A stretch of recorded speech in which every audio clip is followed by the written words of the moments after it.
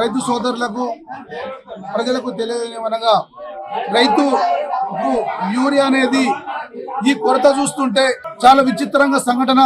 చెప్పులు లైన్ పెట్టడం, 4 గంటలకు 1 గంటకు రైతులు లైన్ నిలబడడం చూస్తుంటే ఈ కంప్యూటర్ రంగంలో మనం ముందుకెళ్తున్నామా వెనుకకెళ్తున్నామా అన్నటువంటి ఒక విచిత్రమైన సంఘటన.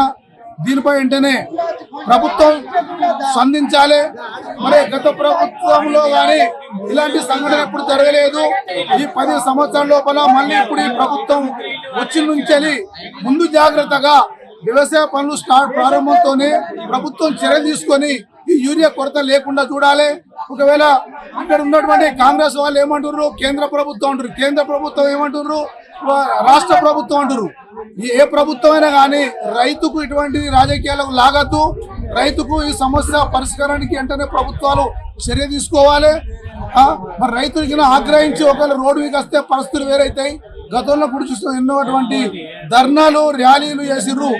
రైతు అని తిరుగుబాటు చేసినప్పుడు ప్రభుత్వాలు కూడా ఊలిపోతాయి. కాబట్టి రైతు యూరియా అనేది ఎట్టి పరిస్థితుల్లో కొరత లేకుండా ఈ కేంద్ర ప్రభుత్వం రాష్ట్ర ప్రభుత్వం చూసేటువంటి వాళ్ళ బాధ్యత. కాబట్టి తక్షణమే చర్య తీసుకోవాలని చెప్పి నేను ఈ ప్రభుత్వాన్ని డిమాండ్ చేస్తూ రైతుల పక్షాన నేను విజ్ఞప్తి చేస్తున్నా.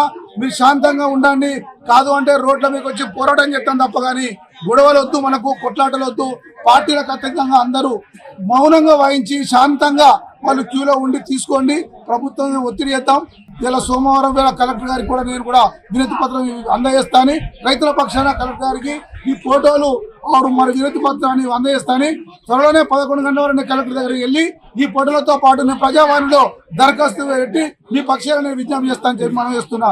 చెప్పులకు కళ చెప్పులేక మొత్తం లైన్లో చెప్పులు పెట్టి మందు బస్సులకు నేను ఇప్పటికి వారం రోజుల మందు బస్సుల కొరకు రోజు అచ్చుకుంటూ మరిపోతున్నాను.